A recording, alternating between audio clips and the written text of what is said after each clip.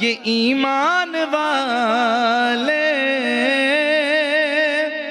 لگاتے ہیں نعرہ، یہ ایمان والے محمد حمل والے آقا ہمارے بڑی شان والے۔ سبحان اللہ، بسم اللہ الرحمن الرحیم۔ روزانہ آپ تقریباً اسی وقت شاہنامہ اسلام آپ کی خدمت میں پیش کرتے تھے ہم یکم رمضان المبارک سے، اور آپ سب کے فیڈ بیک کا بہت بہت شکریہ۔ آج چونکہ حتماً یہ الوداعی اور آخری نشست ہے، تو بس آج ایک ری کیپ سن لیجئے، اور دامن وقت میں گنجائش بھی نہیں ہے، تو بس نہ کہ اشعار کی صورت میں بلکہ بس جو ہم نے مختلف اشعار یکم رمضان سے 29 رمضان تک پیش کیے ہیں سرکار دو عالم صلی اللہ علیہ وآلہ وسلم کی سیرت پاک کے حوالے سے، بس آپ اس کا ایک خلاصہ یا سیرت رسول خدا صلی اللہ علیہ وآلہ وسلم کچھ منٹس میں سمرائز بھی آپ سن لیجئے۔ دنیا کی معروف کتاب ہے دی 100، اس کے مصنف ہے مائیکل ہارٹ، مسلمان نہیں ہے، اپنی پوری زندگی کی تحقیقات کی اور دنیا کے مؤثر ترین افراد کی فہرست تیار کی۔ مسلمان نہیں ہے وہ، جب فہرست تیار کی مجبور ہوا، میرٹ لسٹ میں جو اس نے پہلا نام لکھا تھا وہ تھا محمد صلی اللہ علیہ وآلہ وسلم، وہ نام تھا۔ اور اس طرح کے اور بھی بہت سارے حوالے ہیں، تو بس ایک کوئک ریکیپ کرتے ہیں۔ جس سال ابرہہ کا واقعہ پیش آیا تھا، ابرہہ نے مکے پر حملہ کیا تھا، اسی سال 12 ربیع الاول اور انگریزی اعتبار سے 22 اپریل 578 عیسوی سرکار دو عالم صلی اللہ علیہ وآلہ وسلم کی ولادت باسعادت ہوئی۔ پیدائش ولادت سے پہلے آپ کے والد حضرت عبداللہ، محمد بن عبداللہ نام ہے، ولادت سے پہلے والد گرامی کا انتقال ہوا۔ صرف 6 سال کے تھے آپ کی والدہ جناب آمنہ سلام اللہ علیہ کا انتقال ہوا۔ صرف 8 سال کے تھے آپ کے دادا حضرت عبد المطلب کا انتقال ہوا۔ یعنی آپ دیکھیے کتنی کم سنی میں کیا کیا غم و آلام۔ پھر پرورش کی آپ کے چچا حضرت ابو طالب نے۔ آگے بڑھتے ہیں، 12 سال کے ہوئے تب اپنے چچا کے ساتھ شام کا وہ تجارتی سفر کیا، جو کہ اس لحاظ سے بہت اہمیت اختیار کر گیا کہ اس سفر میں عیسائی راہب تھا، اس کا بحیرہ نام تھا، اس نے آپ کی نبوت کی پیش گوئی کی۔ اس نے کہا کہ یہ وہی بچہ ہے جس کا ذکر ہماری کتابوں میں ہے۔ 16 سال کے تھے تب آپ اس حد تک انوالو تھے سوشل ایکٹیویٹی سب میں کہ 16 سال کی عمر میں ظلم اور زیادتی کے خلاف بننے والا ایک معاہدہ تھا حلف الفضول، اس میں آپ شریک ہوئے۔ 25 سال کے قریب جب عمر تھی تب جناب خطیۃ الکبریٰ سلام اللہ علیہ کا سامان لے کر ملک شام کا تجارتی سفر کیا، جس کے بعد آپ نے جناب حضرت خطیۃ الکبریٰ سے نکاح کیا۔ جو حجر اسود کا مشہور و معروف واقعہ جس پر ہم نے پورا ایک ایپیسوڈ کیا تھا اشعار کی صورت میں، وہ چونکہ آج ایک ریکیپ ہے، تو وہ اس وقت پیش آیا جب آپ کی عمر تقریباً 35 سال تھی۔ آپ نے اپنے ہاتھوں سے حجر اسود نصب کیا۔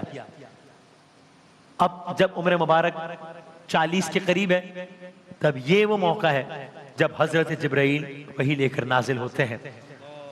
ابتدائی 3 سال بحکم خدا اعلانیہ تبلیغ نہیں فرمائی، تو اس میں سابقون الاولون اسلام میں داخل ہوئے۔ 3 نبوی کو وہ واقعہ ہوا جب آپ نے کوہ صفا کے پہاڑ کوہ صفا پر چڑھ کر مشرکین مکہ کو اعلانیہ دعوت دی، جس کے بعد وہ ظلم و ستم کا آغاز ہو گیا، جس کی آپ نے پوری داستانیں سنی۔ یہ 3 نبوی کا واقعہ تھا۔ اب یہ واقعہ ہو گیا 3 نبوی کو جب اعلان کر دیا ہے، کھلم کھلا بات کر لیے اور مسائل شروع ہو گئے۔ اس کے تقریباً 4 سال بعد 7 نبوی سے لے کر 9 نبوی تک ہم دیکھیں کوشش کرتے ہیں کہ ہمارے جو ہیروز ہیں، جو فلاں کرکٹرز، یہ وہ ہم کوشش کرتے ہیں ان کی پوری ہم فخر سے بتاتے ہیں کہ ان کی ہمیں ٹائم لائن، ان کی بایوگرافی ہمیں سب معلوم ہے، تو کیا یہ اچھا ہو غریبی ہمارے علم میں ہو، میں پتہ نہیں کہہ رہا ہوں۔ تو یہ 7 سے 9 نبوی تک کا معاملہ تھا جب شیب ابی طالب کا واقعہ ہوا، کہ جب ظلم و ستم اس حد تک بڑھ گئے کہ آئسولیٹ کر دیا گیا۔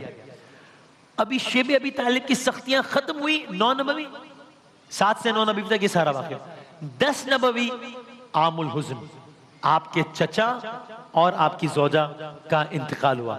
10 نبوی ابھی ان تمام تر صدموں سے گزرے ہیں کہ اس کے بعد یہ ٹائم لائن اس طریقے سے کہ پھر طائف کا سفر اس کے بعد کیا۔ 11 ہجری شب یہ معراج کا واقعہ، اللہ تعالیٰ نے معراج عطا فرمائی۔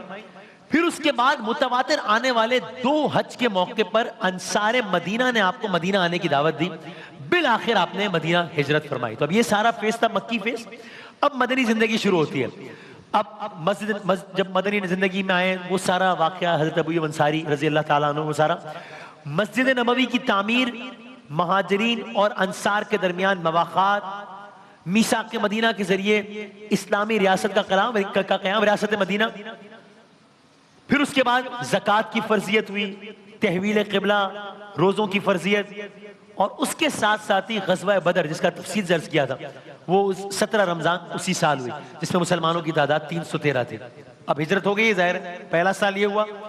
تیسرا سال غزوہ احد، 3 ہجری وہ سال، اس میں غزوہ احد جس میں مسلمانوں کی طرف سے 700 اہل ایمان نے حصہ لیا، 3 ہجری ہو گئے۔ آگے بڑھتے ہیں، 5 ہجری مشرکین مکہ نے، جو اب یہ مدینہ آ گئے اور اب جنگوں کا آغاز ہو گیا ہے، مشرکین مکہ نے 5 ہجری پورے عرب کے مشرکین کے ساتھ مل کر متحدہ فوج بنائی، مدینہ پر حملہ آور ہوئے۔ جواب میں کیا کیا گیا؟ جواب میں وہ خندق کھود کر 1 مہینے تک جنگ لڑی گئی، اور اس کا پھر انجام مشرکین کی ذلت و ناکامی کے ساتھ واپسی کی صورت میں ہوا۔ 6 ہجری اب مشرکین نے مسلمانوں پر حملہ نہیں کیا، یعنی اب حالات پلٹا کھا رہے ہیں، اب حالات بدل رہے ہیں۔ اب سرکار دو عالم نے اپنے 1400 جانثاروں کے ساتھ عمرے کا احرام باندھ کر مکے کا رخ کیا، اب حالات پلٹا کھا رہے ہیں۔ مکے کا رخ کیا، حدیبیہ کے مقام پر مشرکین اور رسول اللہ کے درمیان 10 سال تک جنگ نہ کرنے کا معاہدہ ہو گیا، جس کے تحت یہ طے ہوا کہ اگلے سال عمرہ کریں گے، اور وہ عمرہ کیا۔ 7 ہجری دعوت عام کا آغاز کیا۔ یہی وہ سال ہے جب سرکار دو عالم نے بڑے بڑے بادشاہوں کو دعوتی خطوط لکھے، غزوہ خیبر ہوا، مسلمانوں کو یہودیوں کے خلاف فتح حاصل ہوئی۔ 8 ہجری وہ جو صلح حدیبیہ ہوئی تھی، اس معاہدے کو ان کی طرف سے توڑ دیا گیا، تو اب اس کے جواب میں سرکار دو عالم صلی اللہ علیہ وآلہ وسلم، اب حالات بالکل پلٹ گئے ہیں، 10,000 جانثاروں کے ساتھ، عظیم لشکر کے ساتھ مکہ اور حرم کی آزادی کے لیے مکہ مکرمہ تشریف لے گئے، اور بغیر کسی جنگ کے جزیرۃ العرب کا دارالحکومت اور مرکز مکہ فتح ہو گیا ہے۔ اب حالات بالکل یہ وہی مکہ ہے جہاں پر کل تک کیا ظلم و ستم نہیں ہو رہے تھے۔ اگلے ہی مہینے آپ نے حنین پر حملہ ہوا، غزوہ حنین ہوئی، جس میں جو قدیم اور نو مسلموں کی بڑی تعداد تھی انہوں نے حصہ لیا۔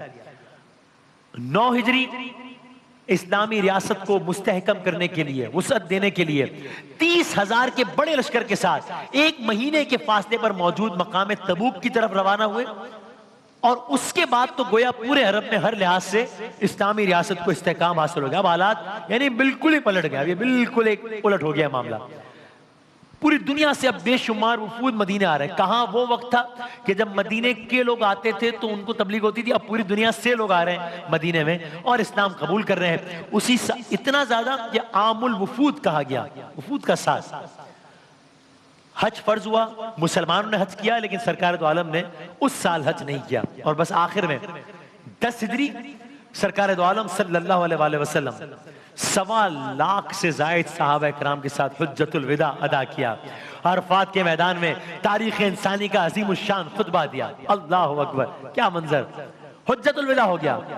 بس اس کے بعد ابھی 3 ماہ بھی نہیں گزرے حجت الوداع کے، تقریباً 3 ماہ سے کم عرصے میں انسانی تاریخ کی عظیم ترین ذات، بلکہ وجہ تخلیق کائنات احمد مصطفیٰ صلی اللہ علیہ وآلہ وسلم ظاہری طور پر دنیا سے رخصت ہوئے۔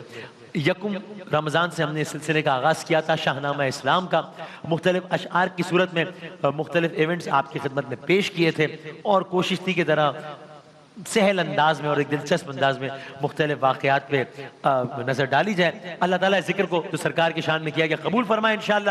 آج اس کا اختتام ہے، سرکار دو عالم صلی اللہ علیہ وآلہ وسلم پر سلام بھیجتے ہوئے کہ سلام اس پر کہ جس نے بے کسوں کی دستگیری کی، سلام اس پر کہ جس نے بادشاہی میں فقیری کی، سلام اس پر کہ اسرار محبت جس نے سمجھائے، سلام اس پر کہ جس نے زخم کھا کر پھول برسائے، سلام اس پر کہ جس کا ذکر ہے سارے صحائف میں، سلام اس پر ہوا مجروح جو بازار طائف میں، سلام اس پر وطن کے لوگ جس کو تنگ کرتے تھے، سلام اس پر کہ گھر والے جس سے جنگ کرتے تھے، سلام اس پر کہ جس کے گھر میں چاندی تھی نہ سونا تھا، سلام اس پر کہ ٹوٹا بوریاں جس کا بچھونا تھا، سلام اس پر جو سچائی کی خاطر دکھ اٹھاتا تھا، سلام اس پر جو بھوکا رہ کے اوروں کو کھلاتا تھا، سلام اس پر جو امت کے لیے راتوں کو روتا تھا، سلام اس پر جو فرش خاک پر جاڑے میں سوتا تھا، سلام اس پر کہ جس کی سادگی درس بصیرت ہے، سلام اس پر کہ جن کی ذات فخر آدمیت ہے۔ ایک وقفے کے بعد دوبارہ حاضر ہوتے ہیں انشاءاللہ۔